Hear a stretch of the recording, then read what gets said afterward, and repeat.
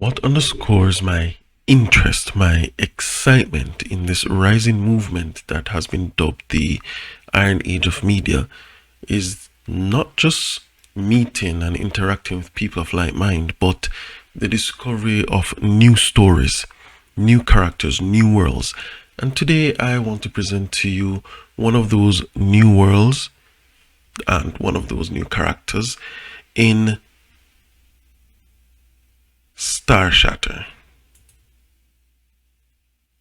by Black Knight. StarShatter is the first in a 10-book series by author Black Knight and serves as the introduction to the series.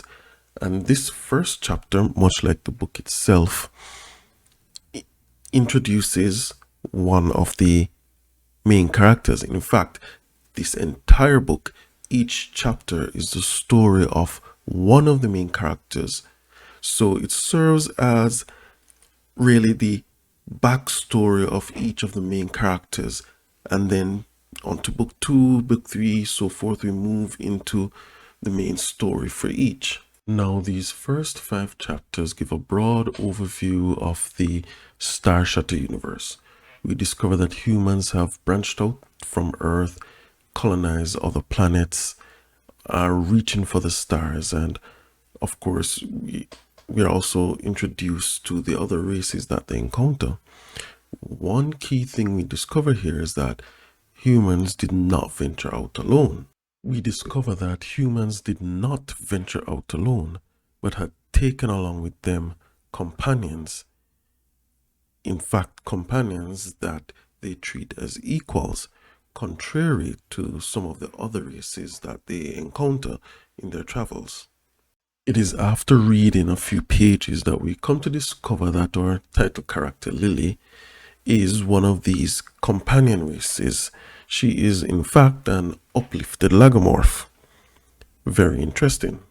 I have only ever encountered the concept of uplifted animals given sentience in one other sci-fi story. And I'll leave you to read the book to discover just how this is done and what it's all about. But one thing I really do appreciate with this is that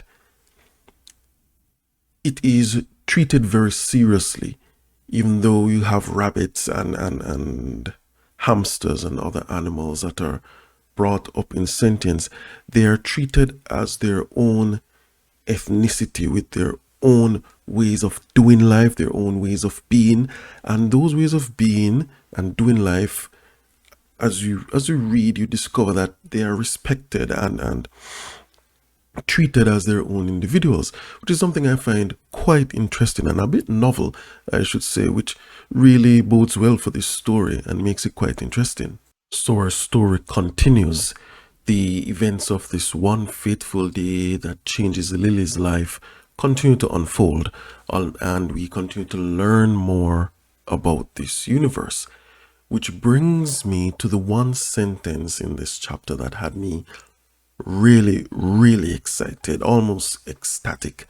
So excited, in fact, that after reading it, I immediately jumped onto Gilded, and because I was chatting with the author of the book, and I immediately jumped on and posted a message, dude, this is so exciting because I've never really come across this, or I have come across the concept in other stories before, but for it to be so specifically named was really exciting to see. And that sentence is this one right here. This sentence right here is the one that had me so excited, right? Even though Lily was a farmer, she knew a little bit about weapons too. You had to in the Terran monarchy. It was obligatory for all citizens to learn how to defend themselves and to have a basic knowledge of simple weapons and armor. And that one statement about the Terran monarchy is what had me so excited. Why was I so excited? Some of the best sci-fi stories that I have ever read all touch in some way on the social and political aspects of the world that they talk about, whether it's Orwell or Ayn Rand. Yes, I'll include Ayn Rand here. And I'm thinking more specifically of Robert Heinlein's The Moon is a Harsh Mistress. I remember there's this one scene where some of the characters are discussing the pros and cons of various governance systems. So everything from communism to democracy to monarchy. And that part really stood out to me. And in fact, for myself, what introduced me to the concept of a monarchy was reading science fiction. And having read that and come across it for the first time, like, what is this? Had me diving deeper and deeper into discovering this whole world of, well, libertarian thinking. That's for another day. But it's something I must say that has me excited and I find very, very intriguing. And as we go through, we discover more about the Terran monarchy and how they're organized and why they're organized like that. And this is one of the key things about this story. And it really does stem from the author himself and his experiences, right? And it's not that he's written himself into the story, but from what he's learned and experienced, he is able to then inject that and say, this is why humans and their uplifted companions have organized themselves in this way. This is why humans conduct themselves in this way. And I think it is brilliant, frankly. And I just really, really want to learn so much more about it. As our story continues, we meet some of our antagonists, and just as with our heroes, they are also treated with a level of seriousness. We discover that they have their own ways of being, their own ways of life, and their own ways of viewing the world.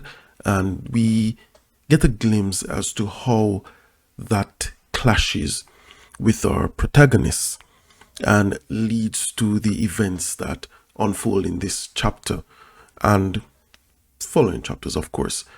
But as an introduction, we see how the villains treat others, such as Lily, who is a rabbit, and how they then treat humans and what they think of humans and their companion races. Here I'll end with a sentence that I think perfectly sums up this chapter and also points to what the rest of this book intends to do. Right here. We need to hear her tale, a story about a bunny who knew nothing else but growing watermelons and then became a warrior.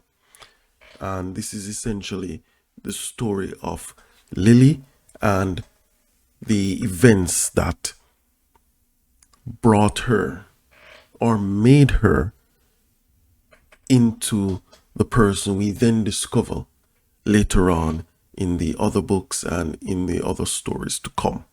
And as I mentioned, this one sentence does sum up what the entire book, StarShatter, this first book in the series, is about. Each chapter introduces a new character, gives a backstory, helps you to learn what their motivations are, where they're coming from, how they view the world, how they see themselves in the broader world and universe. And I think this book is a very, very strong start to what I think is going to be a very, very good series. So next up, I will more than likely give a full review of the entire book, which is what I want to do. I've already completed reading it, and I really don't mind rereading most of these chapters because the whole thing is just really that engaging.